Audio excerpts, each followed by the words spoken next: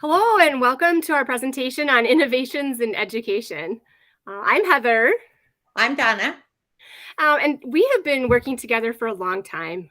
We have taught together for over 20 years, and we have done consulting work for well over a decade together. We're just excited to do some formalizing of some things of our work and present some of it to you today. So this is our mission statement, and I'm just going to put it up on the screen and not really read through it. But throughout the time that we've been working together, we've really learned how to break down the pieces of education and learned what works and what doesn't. And what we found is that the learning environment is super important because what we're trying to do is really create a transformative experience to have our learners be changed from the time they came in and to build the skills that they're going to need in the future, whether it's with their career or with their further learning. And those are skills like critical thinking and lifelong learning skills. And the other piece of this that's really important is whatever program we're working with needs to really be stellar. It needs to not only meet accreditation and industry standards, but it also needs to exceed. It's always our goal to be the best. So we're going to start with a couple definitions, and I think these definitions really illustrate what's important to us and kind of who we are. The first one is innovation, and when you look innovation up, it's basically a new way of doing something. But our view is that any innovation should only be new, it should be better. And we learn to innovate in a lot of different ways. An innovation could be something as simple as when you're making a recipe and you suddenly, in the middle of it, find out you don't have a key ingredient and you substitute something else and discover that what you've done has actually improved the recipe. That's an innovation out of necessity. COVID was another example of innovation out of necessity. We had to pivot very, very quickly from in classroom learning to virtual learning. And some of the lessons that we learned have actually been good and they've been helpful moving forward and have given us new ways of doing things or expanded what we could do. So innovation is a really important part. And I learned innovation a long time ago because I started my teaching career teaching English as a second language. And I've taught English to children and adults from preschool through college students in several different countries, often without a shared language. That requires a lot of innovation. And some of those lessons that I learned, then I was able to transition to medical education. Heather, did you want Yeah. to add anything there? Yeah, I always thought about innovating as creating something new as the end product, but really, especially in the ways we're talking about it, it is a new process or tool. It's along the way, and I think of innovating. Maybe it's still something works, but to your point about us wanting to be stellar, that it could be still be done better when you innovate, either in a more efficient way or even more just in a more fun way. And the other thing we want to talk about is adult learning. A lot of our experience together has been working with adults, and adults learn different in different ways than children. I'm just going to use a personal example here. I grew up bilingual, speaking English and Korean. I started learning Korean at age 4. So at that point, I was basically imitating what I heard and trying it in situations where I'd seen it used to see what works. And then when it worked, I would use it again in similar situations. And that's how I learned. I didn't really understand the depths of the language. I just simply learned how to communicate with other people. As an adult, though, going back and looking at that same language, I now have learned a lot more about the language. I have a lot of aha moments in language now where I'm seeing the complexity of the language, how it fits with the culture. It has so many cultural and historical nuances that I never understood as a child. So I'm kind of scaffolding up or spiraling up in my language learning and getting a much deeper understanding, not only of the language, but also of the culture. Yeah, that's a great example.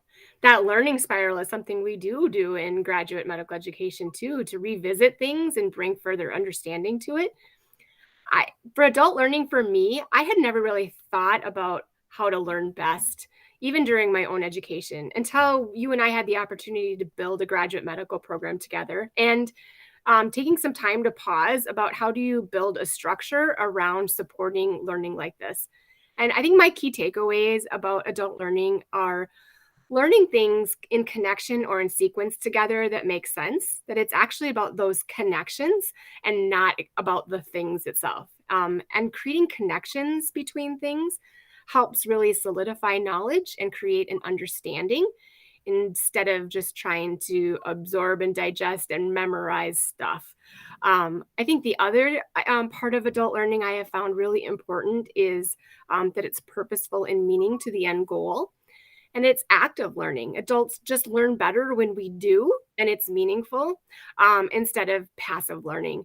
And so that active learning takes many different forms, and but again helps create and solidify understanding and meaning. Well, that's so true. And what you said about, doing helps you to learn so much better. I tell students all the time that, they'll learn things from the book and then they'll think they've forgotten it until they actually see it or do it. And then it will be solidified. It'll be crystallized in their memory forever. So why does all this matter? This picture is actually a picture of myself and my husband with most of our grandchildren, not all. But each one of the children in this picture and each one of their parents learns in a different way. Each one has different experiences, different relationships that have made them who they are. And those things come together to create the person and how they learn. The ideal would be to have a classroom or a learning environment where every single person there is learning in the way that is best for them. And you're not going to get this with traditional methods of teaching or with the traditional program. And so that's why we talk a lot about innovation and different methods and, adult learning theory. Yeah, you meet so many more students in your group when you can vary and have innovative ways that they learn. You just meet everyone a little bit differently. I have 7 kids. I just wonder how many grandchildren I'll end up, how long my picture will look like. But the same is true for them. Just everyone learns differently. But the other thing this brings up to for me is that we have to demonstrate what we've learned to others to advance, whether it's certification, graduation, any time in our life, and that knowledge in is not the same as knowledge out. So we have to also be innovative and thoughtful how about what activities and things that we give our students so that they can demonstrate the knowledge they have accrued in the strengths that they have to do it. I think the other why is that there's just a lot to learn. And when someone's hungry for learning, it's good to do it efficiently and in a way that uh, is tolerable, which is that you just can't digest a whole bunch of things. When you pull them together and you make things meaningful, you're learning the bigger picture, not all of the smaller things. So it matters for lots of reasons. Yeah, it matters too in terms of kind of cementing that knowledge. What I like to do is present something, maybe have a foundational type of learning, and then have an application piece that really is going to cement that into the learner's mind so that it's much less forgettable. Yeah. Culture is another important part of learning. Creating a learning culture can be vital to having a good learning environment. So we need to think about what is culture. And culture is actually shared things. It's shared values, shared experiences, traditions, even celebrations, ways of doing things. And the culture in the learning environment makes a huge difference in whether there's enthusiasm towards learning, or whether there's fear around the learning environment. Yeah, that's been my traditional perspective of the culture of learning is somewhat authoritative and fear-based in that you have to really demonstrate what you know in order to be accepted within a group. And I think shifting the culture of a shared learning experience is really important and allows for more successful learning. and meeting people where they are, or at least pulling out the strengths that others have so that they can learn from each other, create something that the teacher can't necessarily create on their own as well. So, really moving from that individual learner to a kind of collaborative learner helps that adult learning as well. Yeah, there's an Iroquois proverb that that really I'm going to paraphrase here, but really the idea is that everyone brings their knowledge to the table and lays it on the table, and then that knowledge is there for everyone else to take what they would like from it and to share those things. And a learning environment is not just about the teacher giving information to the students. It should be about sharing our experiences and our knowledge and our ways of learning so that we are all enriching one another. Yeah, it's more that guide on the side. Very good. So, Heather, can you give me a one of your favorite teaching examples? Yeah, we have, there's a lot of great examples, but one that I personally relate to well is a humanities based project that we've utilized in a graduate medical education program for students who are done with some of that book learning and have moved into the real world of taking care of patients, being a student in that environment for the first time. And this is a great tool for them to learn about things like difficult patients, death and dying, communication, burnout, resiliency, so forth. So they choose a topic of choice, and they also choose kind of a venue of choice with medical humanities, be it a book or poetry, artwork, movie. We've actually had a creative dance before, which was really innovative. And the students work through some reflective questions in which they have a different lens to the problem, and they can see different experiences through this topic that they are working to learn more about. Students have a presentation to do at the end in which they address some questions. And then the students really are a little bit nervous about this assignment because it's so broad. And at the end, their presentations are very beautiful, and they look back at this as a very formative assignment in their education because it gave them just a different lens to see things and experience things in that topic that they couldn't personally experience, but they can see it through others, through art, through humanities. That's one of my favorite. Donna, what's one of yours? Yeah, well, I was just going to say that I've seen some of those medical humanities projects, and they're really impressive. One of my favorites is something that I do. We talked a little bit about experiential learning, and I like that because it really lets you achieve a lot of learning goals and objectives in ways you can't in a classroom setting. And so, one of my favorites is I divide the students up into groups, and then I give the groups an interactive map of the community, and each group is assigned a neighborhood. And the map includes demographics on income, ethnic makeup, et cetera, about the community.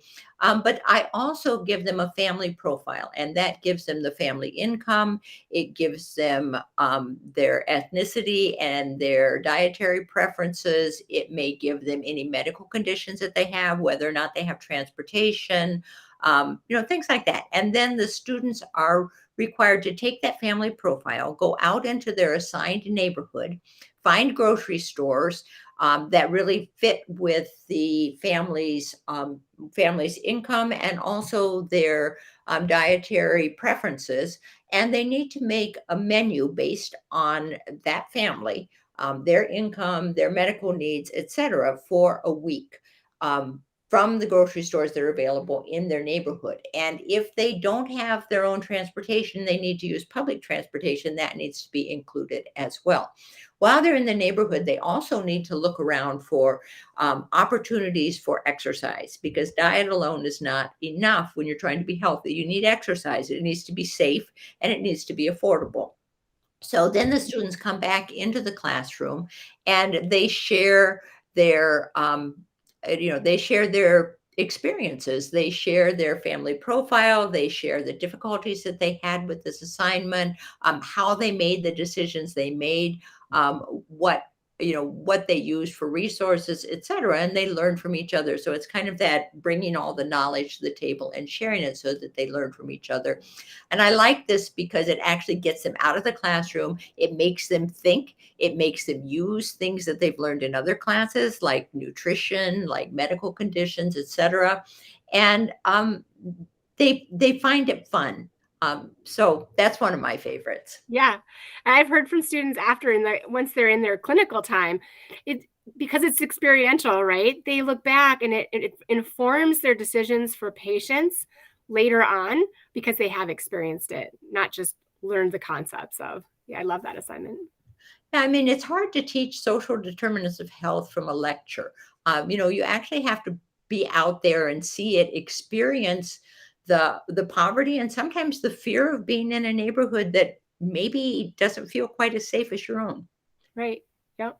These are great examples. I think we acknowledge that that's kind of the pearl, right? That's the golden place of having a teaching experience that you're giving or creating for the students to learn from and with each other. Um, but it really takes a lot of structure and support in order for that to happen, whether it be your teacher's expertise or their vision of what they want to do, or your leaders who will support initiatives and vision to do that, and all of these other things on the list. And I think that's an important place for consultants to come in and be helpful, is that sometimes we don't think about all of these things and what it takes to make shifts or pivots in these things to make the kind of teaching that you want to do possible. Yeah, all these things are important because if you don't have the physical space, you can't do some of the more hands-on things that you would like to do. If you don't have the funding and financing, you can't bring in outside people or get the supplies that you need. And then the policies and accreditation standards, not only of the profession, but also of the institution are important. And there's just so many little pieces that all have to move together to be successful. And I think that when you're starting out, I know when I was starting out, I didn't know all this, but all these things are necessary. And if you don't understand some of these pieces, it's very difficult to be successful in what you want to do. And it can be very frustrating. So having all this up front and having someone remind you of all the pieces and help you to think them through as you get started can be super important. Yep.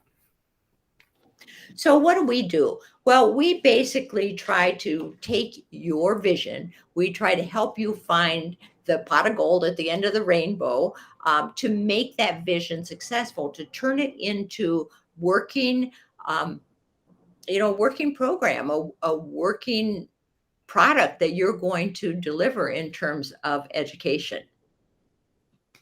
Yeah, and this is just a list of some of the areas that we could assist with, and there's certainly more.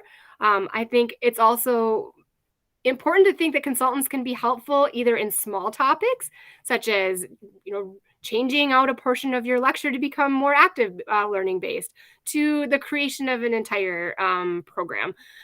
So the other thing is, if you look at this list, this is very translatable to lots of levels of education. And also across different disciplines. These are the very same things around teaching and learning, regardless of kind of the specific discipline that you're in. Yeah, all of these things are important. And like Heather said, whether it is a workshop on teaching with film or whether it is how do you start up a program? How do you discover what the accreditation standards are and find the resources you need to meet all of them? Those are places where consultants can be helpful. And there are two of us, but we have a whole network of support that we can call in if there's an area where we don't have the expertise that we need. And this is just our contact information. You can always email us. You can also reach us through our website, or you can message us on social media. We're on LinkedIn, we're on Facebook, and we're on Instagram. So we're really looking forward to hearing from you. And feel free to send us your feedback as well. Yes, thank you for joining us today.